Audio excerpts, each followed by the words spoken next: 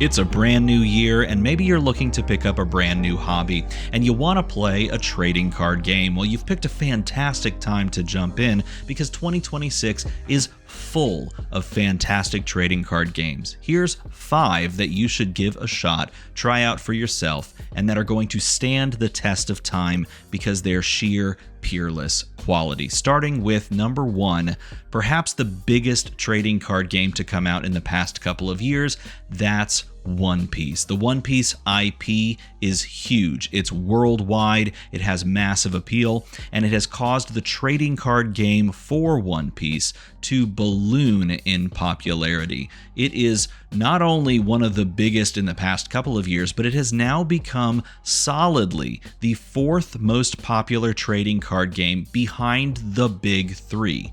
I mean, you're talking Magic the Gathering, Pokemon, Yu-Gi-Oh!, and then there's One Piece. And I don't think that it's particularly close compared to, like it as the 4th place and everything behind it. It's pretty crazy how powerful this game has really come on and cemented itself in this niche. If you enjoy fast and pretty simple overall systems to learn how to play the game and to interact with the game, this is one you can indeed pick up and play. And there's a lot of people doing that. Collecting has been booming for this game. This truly is one of the biggest TCGs in recent memory, which is pretty powerful to say because we are in the golden age of trading card games. I'm just gonna say that One Piece in the previous quarter, the final quarter of 2025, actually outsold Yu-Gi-Oh! And pushed itself into the 3rd spot on most sold trading card games. So it truly is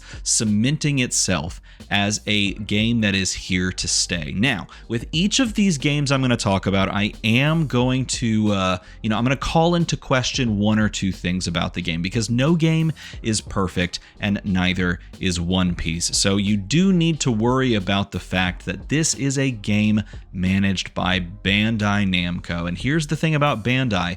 They don't have just one game they're focusing on. They have a whole cornucopia of other card games they're also designing, consistently pumping out content for, and that does indeed take some resources. And it does indeed mean that some games do end up falling by the wayside. And there is a possibility that One Piece suffers from the success of other card games that Bandai does indeed put out there. But that being said, I don't think it should, because to me, this is Bandai's cash cow. So keep in mind that there are other games Bandai's working on, but this, I think, is just the one that sits above all others. Speaking of games that Bandai produces, another game that is quite popular right now and into its 3rd set is the newest Gundam card game. Now, Gundam is another very powerful IP, perhaps a little bit less powerful compared to like a One Piece in a worldwide scope. But if you're playing in the APAC region in Asia Pacific, or if you're playing in the United States, you probably grew up with Gundam to some degree. I mean, if you're watching this channel, I grew up with Gundam. There's a lot of us that did indeed watch Gundam. And that is one of the kind of powerful aspects of this game. The ability to penetrate the market because you recognize the IP, and then you have a system that is similar to One Piece with a couple of interesting tweaks that are, flavor wins for the actual card game itself. You get a lot of good things going here, and this is a very popular game that a lot of people are clamoring to pick up and play. Now, the one side of this that you do need to be worried about is the same thing I said for One Piece. And that is, this is a Bandai game, and eventually this could go by the wayside in favor of a new version of a Gundam card game, or just a completely different IP. I mean, this is a company that's running this. They're running One Piece. They are running, let's see what else they're doing. Digimon. They have just a bunch of irons in the fire with regards to trading card games. So I do see some danger in a card game like this for the long term, and that's mainly because there's a lot of other IPs they can tap into and a lot of other things they can do, and a lot of places that they can put their focus. And so that is a danger here. But if you like the fast, fun gameplay of a One Piece, but you like the IP of Gundam, then obviously this is an easy windmill slam dunk.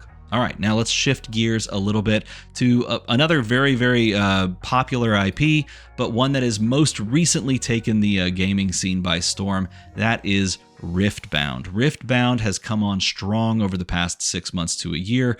I guess it's really more like 6 months because that's really about how long you've been able to access it. But even just in this small amount of time, this game has been doing numbers. I've played it a couple of times myself. In fact, I've played all these games a number of times, but some less than others. I only have played Riftbound a handful of times. But if you're looking for something that is really, truly, completely different than most games on the market, Riftbound is a really good answer to that. And it is obviously tapping into the League of Legends IP that so many people have fallen in love with over the past, I don't know, at this point, what, 20 years, 15 years? It's kind of crazy how powerful the League of Legends IP has become with television shows at this point, which, by the way, great television show, and now a fantastic card game. Again, I said it, if you're looking for something that's a little different, that plays differently, this one truly does. It almost feels like a hybrid trading card game and like a family card game, like if you've ever played Smash Up, where you're trying to play dudes to a location. It's very similar to that in scope, but there's a lot of fun tie-ins and little different takes that are uniquely TCG in their essence that you can lean into in Riftbound.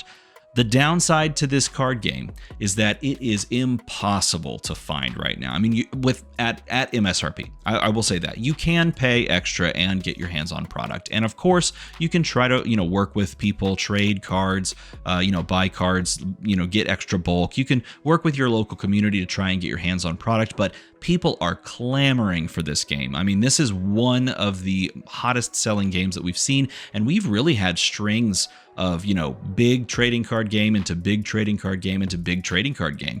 You just can't really get your hands on it because they have definitely underprinted to demand. The demand is there, and that's where they're going to have to, find the right balancing point to provide exactly what this IP is going to garner. And there's going to be a lot of people that are into this. There's a lot of really, really cool things going on. So if you're looking for something brand new and completely different, check out Riftbound. Speaking of another very potent and powerful IP, there's none perhaps more powerful than Disney. I mean, to me, it's like Pokemon, it's Disney, it's One Piece. Like, those are some of the biggest IPs we have. I mean, maybe League of Legends is on the same level as One Piece. Maybe they're like at parity. I don't know. Leave a comment down below and tell me. But Disney's Lorcana is unabashedly still growing and still going strong, and they have a lot going for it. If you like the idea of playing a Magic the Gathering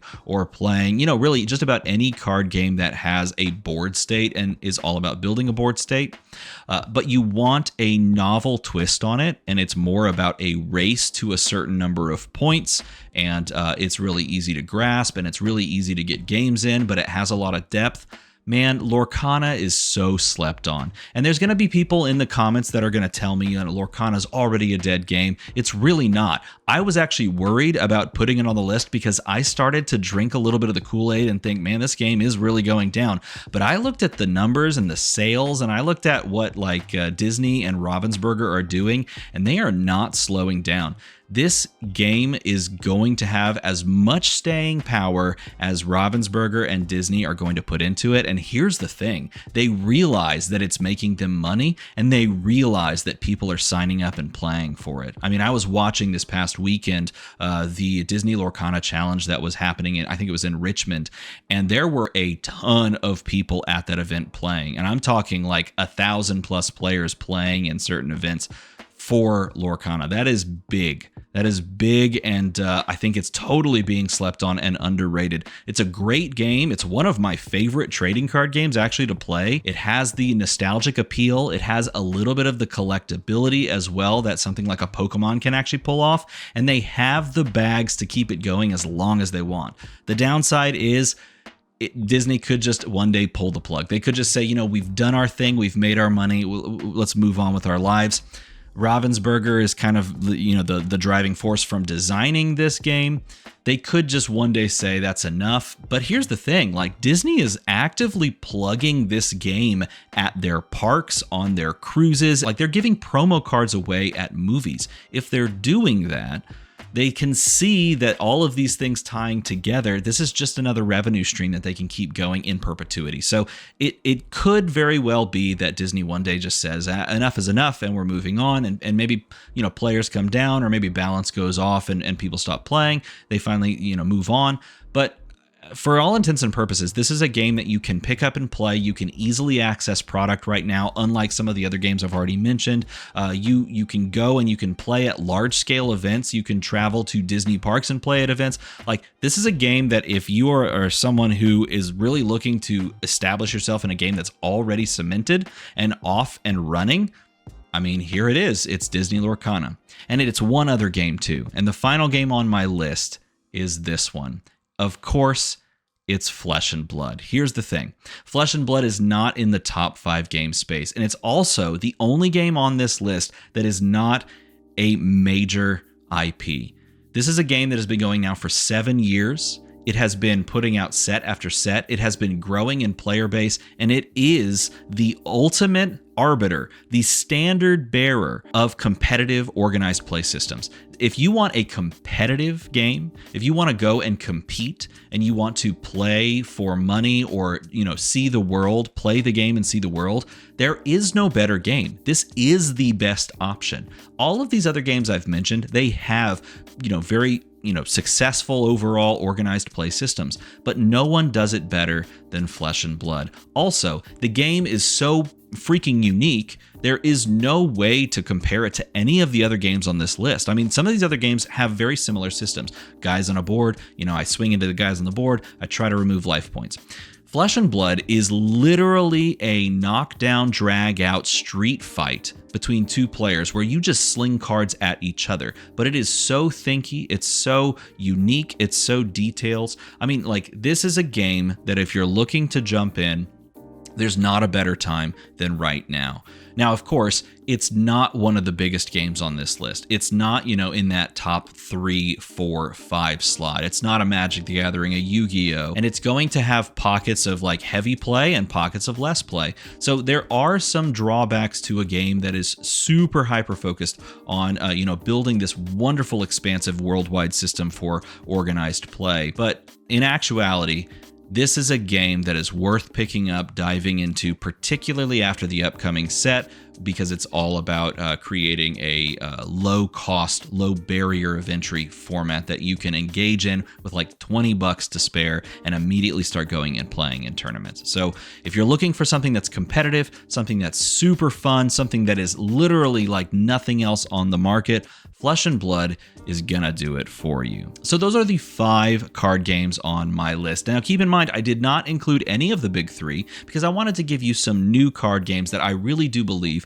are going to stand the test of time. These are games that I see being very strong over the next year, 2 years, 3 years, in perpetuity. Let me know what you think about these games in a comment below. If you play one of these games already, sound off about why you love that game down there, because it's important to share things that you're passionate about and things that you enjoy doing with others who might also be passionate about them as well. If you enjoy this type of content and you want to see more trading card game related stuff, of course, make the number down here go to the other number, because here on this channel, that's what we do. We make numbers go to other numbers, and hopefully they go up. As always, everybody, thanks for watching.